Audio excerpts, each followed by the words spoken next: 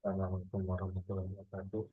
Sini saya akan menjelaskan tentang penggunaan software AES encryption dan encryption online secara online. Perkenalkan, nama saya Khairul Lutfi di kampus saya di Universitas Cyber Asia. Prodi saya adalah informatika. Dosen bimbing saya adalah Bapak Dr. Ucuk Darussalam STMT. Oke, saya mulai. Ini saya membuat enkripsi dari inputan plain text dengan menggunakan software online. Saya membuat enkripsi dari inputan plain text dengan metode zipper. Dengan metode zipper yang saya pakai sekarang ini adalah dengan ECB. Saya membuat tulisan tentang motivasi saya dalam kuliah. Ya, saya menulis dalam pendidikan adalah paspor, kuliah jalannya tetap targetku itu sudah sukses. Oke, saya sudah buat 10 kata yang akan saya encrypt. Saya menggunakan metode, saya menggunakan zipper mode dengan mode ECB. Untuk SSP-nya ada saya pakai 128. Untuk passwordnya seperti itu. Setelah kita encrypt, maka keluar kan seperti ini. Setelah itu, saya membuat lagi dengan select zipper yang untuk select mode zipper yang berbeda. Saya memakai CPC. Saya lakukan yang sama, encrypt, keluarnya berbeda dengan yang sebelumnya. Saya pakai lagi, saya menggunakan select mode zipper yang berbeda dengan mode CPR dengan dan saya lakukan yang sama dengan size key yang sama, script key yang sama. Ketika saya encrypt, hasilnya seperti ini. Lagi dengan kata yang sama, yaitu pendidikan dan paspor, kuliah jalannya tetap pada targetku, fokus sukses. Saya menggunakan select zipper dengan mode DSM, DJM, dan size yang sama, dengan script yang sama. Ketika saya encrypt, hasilnya berbeda.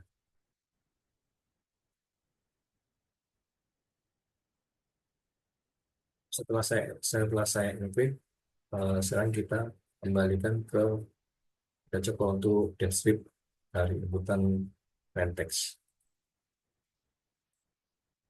Hasil dari encrypt tadi, ketika saya pakai mode zipper yang CM, hasil encryptnya seperti ini.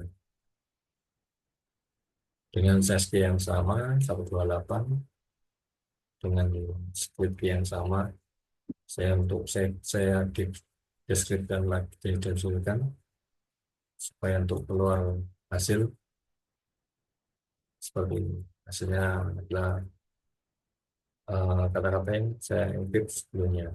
Pendidikan dalam paspor, jalannya tetap pada targetku, fokus sukses. Saya mencoba untuk memakai mode zipper yang lain. Saya memakai mode zipper yang lain adalah mode zipper GPR. Dengan size yang sama, hasilnya keluarnya seperti ini. Saya ulangi dengan hasil deskripsi yang tadi, yang dengan dari mode CPC. Saya deskripsi lagi, hasilnya keluarnya sama. Pendidikan dalam paspor, boleh jalan tetap pada targetku, fokus sukses.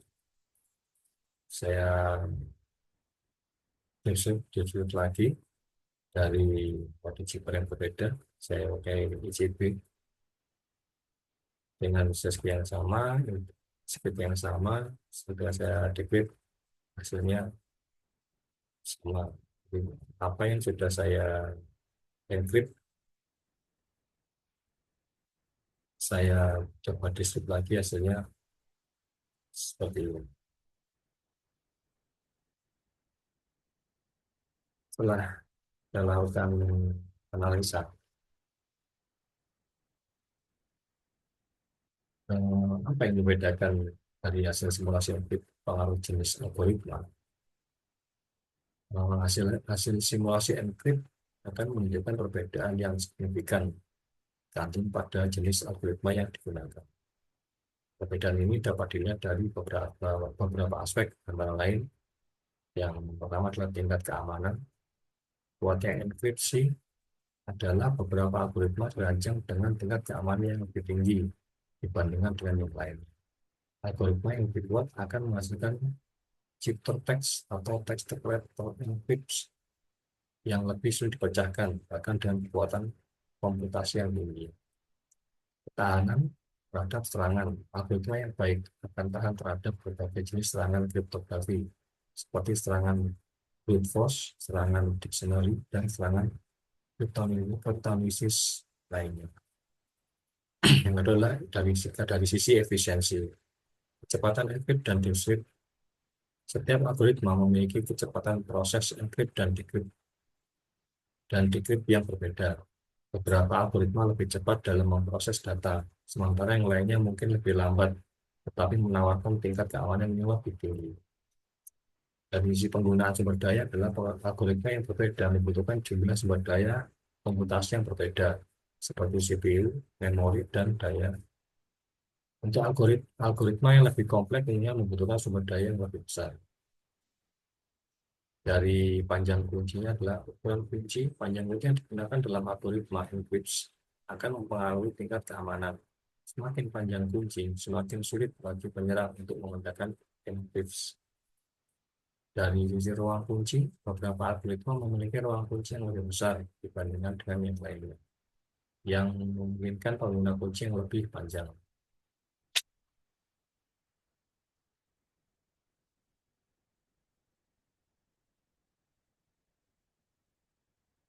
Apa yang membedakan dari hasil simulasi encryption?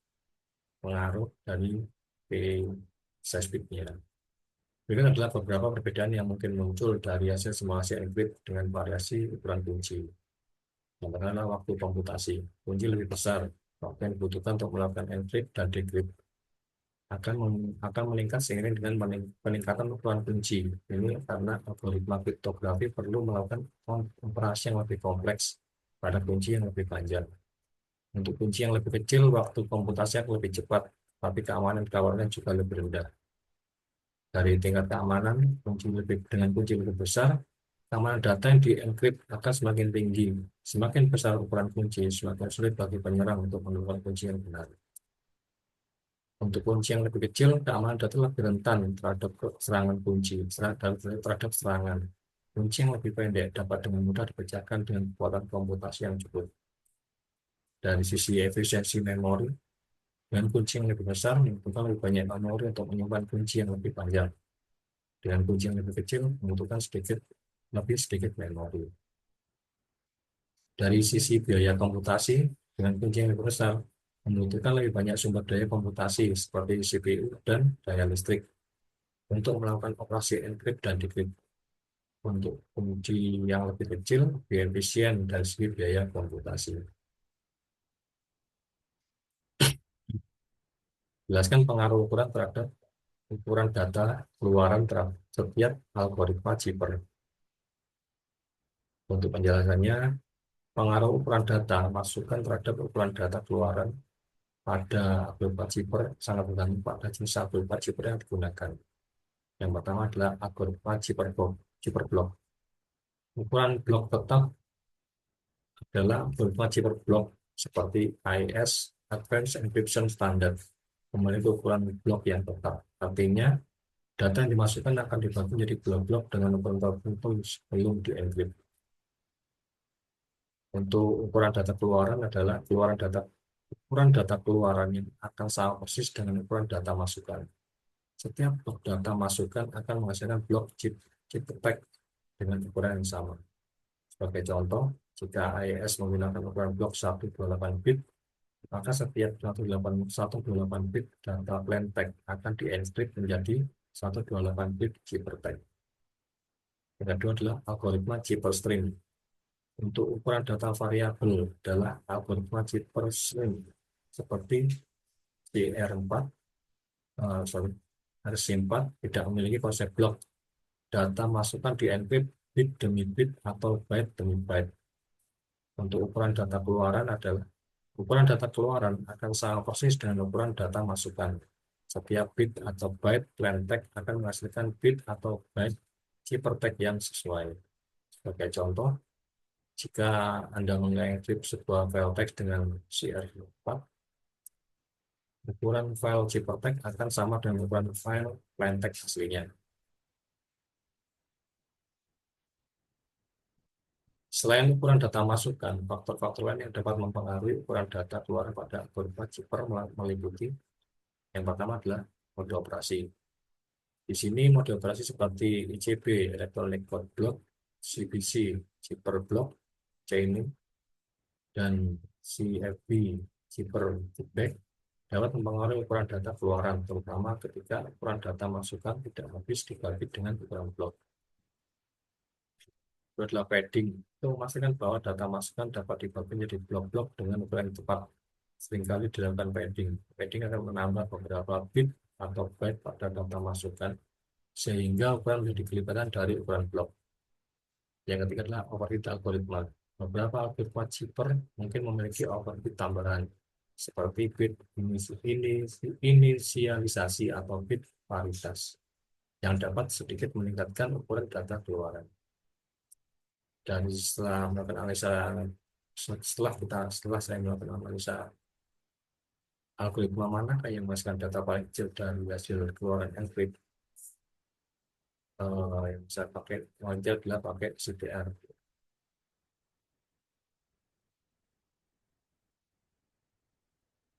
Untuk soal yang keempat, jelaskan dampak dari pengaruh secret key pada hasil encrypt dan decrypt. Secret key atau kunci rahasia adalah elemen kunci dalam sistem kriptografi simetris. Kunci ini digunakan baik untuk proses encrypt maupun decrypt data. Penggunaan secret key memiliki sejumlah dampak signifikan terhadap hasil akhir dari proses tersebut. Dampak positifnya adalah dengan keamanan yang kuat, kerahasiaan. Jika kunci rahasia dijaga kerahasiaannya, maka hanya pihak yang memiliki kunci yang sama yang dapat membaca data yang telah dienkrip. Hal ini membuat data menjadi sangat sulit untuk dipecahkan oleh pihak yang tidak berwenang. Dari sisi integritas, perubahan sedikit saja pada data yang dienkrip akan menghasilkan hasil decrypt yang berbeda, yang sangat berbeda, atau bahkan tidak dapat didecrypt sama sekali, sehingga dapat mendeteksi jika data telah diubah oleh pihak yang tidak bertanggung jawab. Dari sisi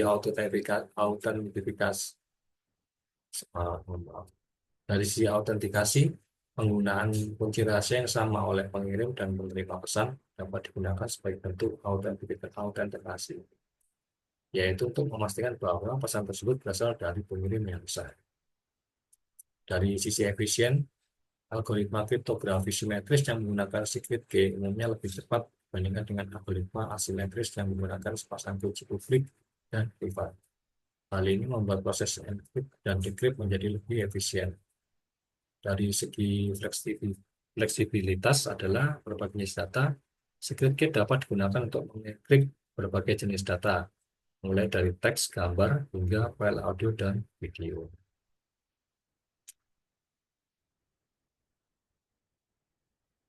Dari dampak negatifnya adalah dari manajemen kunci, kerahasiaannya adalah kunci rahasia harus dijaga kerahasiaannya dengan sangat baik. Jika kunci bocor, maka keamanan data yang telah dienkrip akan terancam.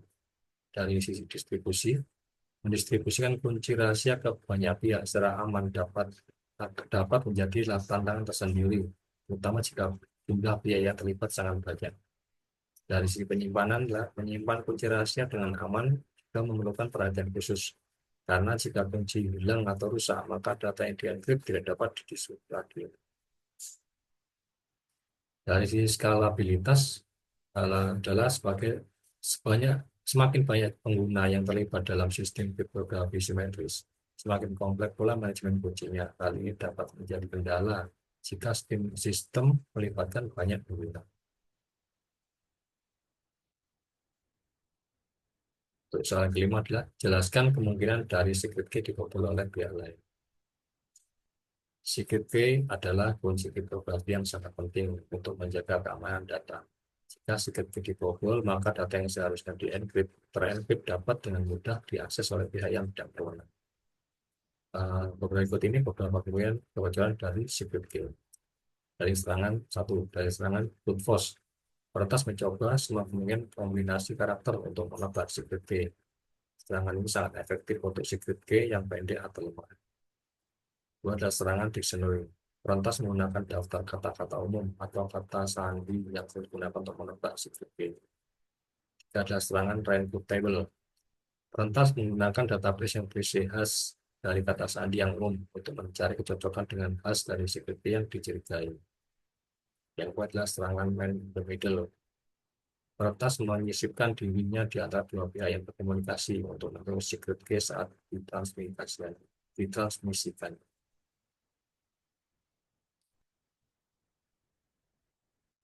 Yang kelima adalah phishing. Peretas mengirimkan email atau pesan palsu yang dirancang untuk menipu korban agar menyerahkan secret key mereka.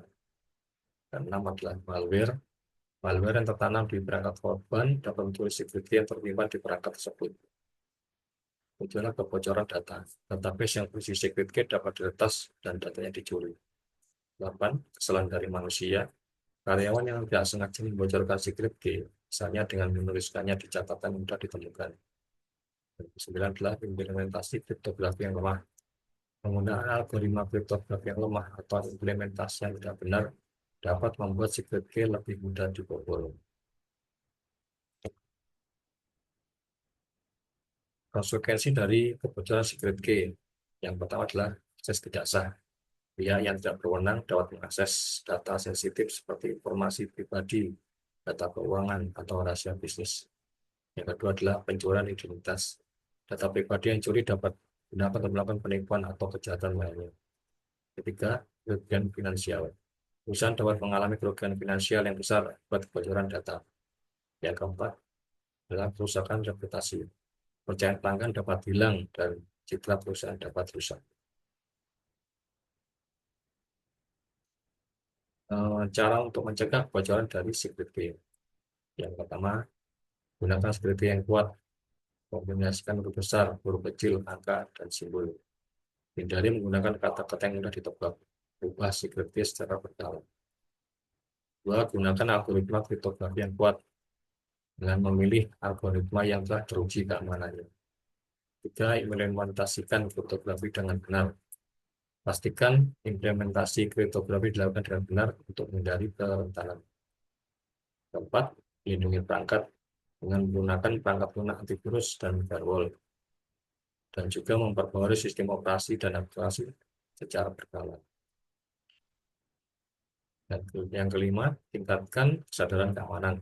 Latih karyawan tentang pentingnya menjaga kerahasiaan secret key. Yang keenam, gunakan autentikasi dua faktor. Dengan menambahkan lapisan keamanan ekstra dengan menggunakan autentikasi dua faktor. Yang ketujuh, enkripsi data. Enkripsi semua data sensitif, baik disimpan maupun saat ditransmisikan. Yang terakhir adalah lakukan audit keamanan secara berkala, identifikasi dan perbaiki keselamatan keamanan secara berkala.